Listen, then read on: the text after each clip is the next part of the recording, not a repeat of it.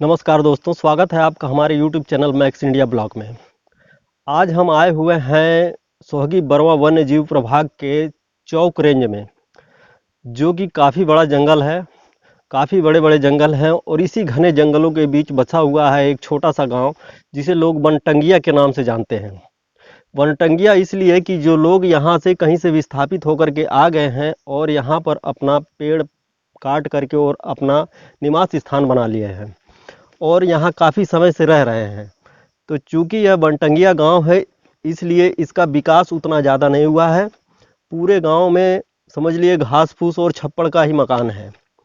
बिजली, पानी और स्वास्थ्य और शिक्षा का पूरी तरह से यहाँ पर अभाव है और लोग यहाँ पर अपनी रोजी रोटी के लिए, चूँकि खेती योग्य ज़मीन तो है नहीं क्योंकि जंगल के बीच में बसा हुआ है, तो अपने घर के आसपास जो जगह बची हुई है उसी जगहों पर मचान या यूं कहिए कि पेड़ों को गाड़ करके उसका एक छप्पड़ बना करके उसी पर सब्जियों का उत्पादन करते हैं, जिसमें मुख्यतः सब्जियां अभी हमने यहाँ पर देखा खुरदुन और लौकी का पौधा लगा हुआ है।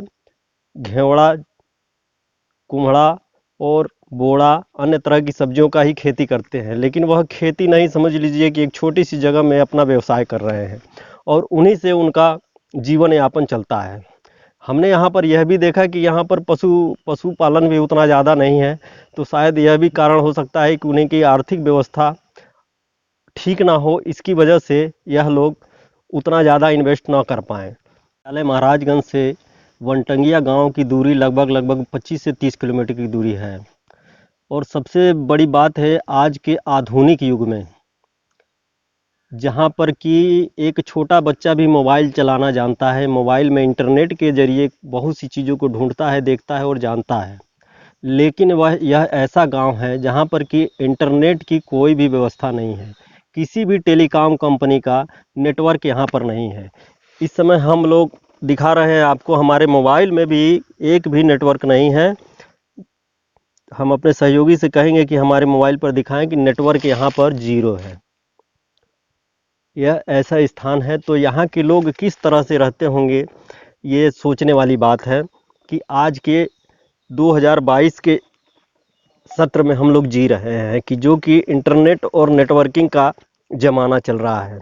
दूसरी चीज़, यहाँ से मुख्य मार्ग से दूरी काफ़ी है, कम से कम 15 से 20 किलोमीटर दूर यह लोग जाएंगे तब कहीं मुख्य मार्ग पर जुड़ेंगे और वहाँ से अपने जीवन यापन या रोज़मर्रा की ज़िंदगी में यूज होने वाली वस्तुओं को खरीद करके लाते हैं।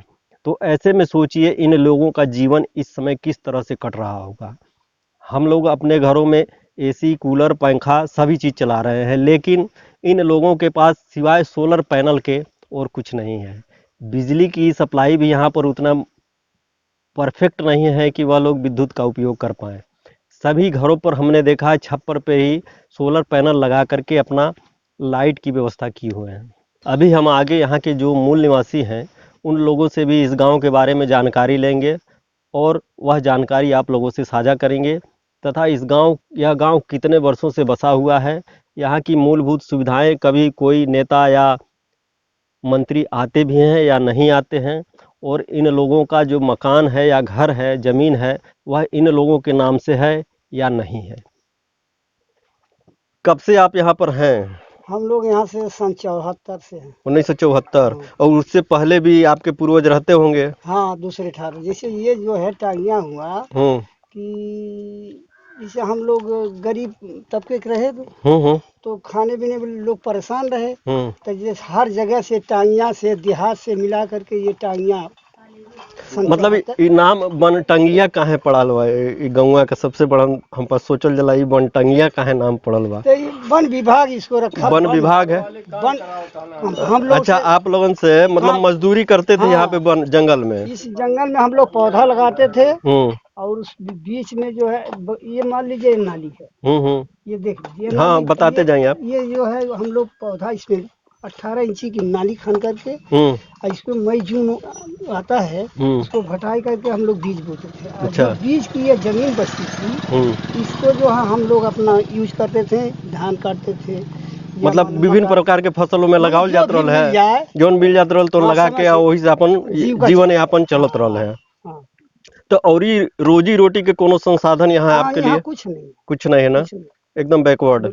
हम लोग मान लीजिए जब बच्चे तैयार हो गए हैं तो धीरे धीरे भाई कोई हाँ जी, हाँ मतलब बाहर आ जाके कमा खा रहे हैं, यही है।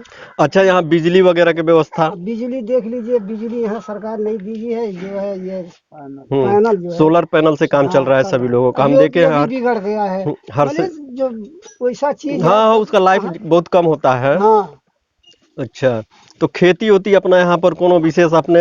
अब यही हम लोग बोते हैं, मान लीजिए जो मतलब ये जंगल का ही जो जमीन है ये अपने नाम से है कि जंगल के नाम से? ना ही ये पट्टा हो गया आप लोगों का। अच्छा, और तो ये विधानसभा कौन क्षेत्र पड़ेला? ये सिसवा विधानसभा में। तो प्रेम सागर पटेल के वो आवे ले जा? अरे बनो आवे लगे। अरे मान ला 5 साल गुजर गए, खत्म हो गए। अच्छा, अब फिर हम जल्दी साल भरी हो गई। 6 साल उन्हें लगातार आइले हैं। अरे हम लोग कहें कि नहीं आवे वोटिंग में, तो हम लोग उनका लड़का भी आइला है, पहले नहीं रहना, 6 साल हो गए। अच्छा, मान लीजिए हम किसी का शिकायत नहीं शिकायत की बात नहीं है, मतलब हम जानकारी ले रहे हैं आपसे कि जो जनता के प्रतिनिधि हैं वही न पूछने आए तो आम जनता करेगी क्या? हाँ, हमरे कहने का मतलब ना हम विरोध कर रहे हैं ना उनका, ना आप विरोध कर रहे हैं, इस पे किसी का विरोध नहीं हो रहा है, लेकिन हमको भी तो आशा है कि आप हमारे जनप्रतिनिधि हैं, तो हमको भी उम्मीद है कि कभी भी आके हमारा सुख दुख भी जानिए, जानना जरूरी है। तो इसीलिए जनप्रतिनिधि बनाया गया है। तो यहाँ पर कितना घर होगा लगभग? अब वैसी कागजात वोटर लिस्ट में 9.5 के लक्षण है। 950 मकान? नहीं, मकान आबादी और मकान महिला पुरुष दोनों मिला के? हाँ, बच्चे मिला करके 900-950 के आसपास में वोटर लिस्ट। और इसी जो है कागजात में पट्टा धारक 254 है, 54 है पट्टा धारक 255 के आसपास में है। तो विद्यालय वगैरह यहाँ पर है ना? विद्यालय बन गया है। हाँ। तो मास्टर लोग तो आते ही होंगे पढ़ाने? मास्टर आते होंगे। ये जो है बन गया आंगनबाड़ी, यहाँ पे आंगनबाड़ी केंद्र है, अब वो स्कूल है। और अब रही बात सवाल हम लोगों का, यही दिक्कत है रोड का आवागमन का संसाधन तो यहाँ पे टोटली बैन है। कहा कि टोटल कच्चा मार्ग है यहाँ पर, कम से कम 15 किलोमीटर जाना पड़ता है तब जाके पक्की रोड मिलती होगी लगभग। आने जाने में काफी असुविधा होता है। अभी तो ठीक है, लेकिन बरसात में पानी जब बरसता होगा तो बहुत दिक्कत होता होगा आप लोगों को। पैदल ना की भर साधन नहीं है। वो बलुहिया में एक नाव चलता है, तो मान लीजिए 1 किलोमीटर में उसकी लंबाई है, हाँ 2 किलोमीटर। अब एक नाव मान लीजिए 3 गांव, अगर मान लीजिए ये रास्ता ब्लॉक है तो हमको भी उसी पर जाना है। तो एक नाव अगर चल रहा है तो 3 गांव के लोग कैसे बाजार कर सकते हैं या जा सकते हैं, ये भी दिक्कत है। अगर खुदा न खास्ता उस नाव पर कहीं चढ़ा ऊपरी में अगर चढ़ गए, क्या पता चला नाव पलटने का भी डर है उसमें, नाव भी गई है, जनता भी चला गया, जान माल दोनों का खतरा है उसमें।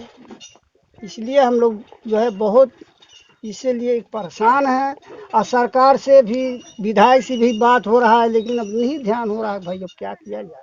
तो आप सरकार से कुछ कहना चाहेंगे हमारे माध्यम से? अरे भाई सरकार से हम यही कहेंगे कि हमको रास्ता मिले, चौक से लेकर बलुहिया हथियावा 28, 27, 24 यहाँ से चौक से लेते ट्राम्बे चौराहा से जो है सीधा मधवलिया से निचलौल, और उसके बाद ये बीच में जो है सुकड़र का, इतना अगर मार्ग सही हो जाए तो हम लोग किसी तरह से जिंदगी जरूर परिवर्तित। मान लीजिए अगर यहाँ थोड़ा सा सब्जी हम लोग उपवा लिए तो ये बाढ़ में कैसे जाएगा?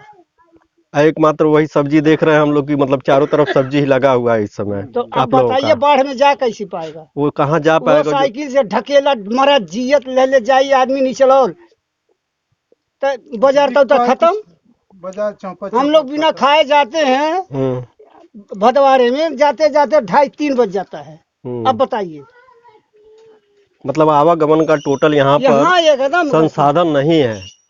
तो हम भी अपील करेंगे गवर्नमेंट से कि गवर्नमेंट भी इस बात पर थोड़ा सा ध्यान दे, और यहाँ पर लगभग नहीं कुछ तो भी कम से कम 1000 लोगों का आशियाना है यहाँ पर। ये मान लीजिए सरकार हमको ये साधन दे दिया, मकान उजाला दे दिया, ठीक है, लेकिन यह बताइए, अगर रास्ता न रहे तो घर किस काम की?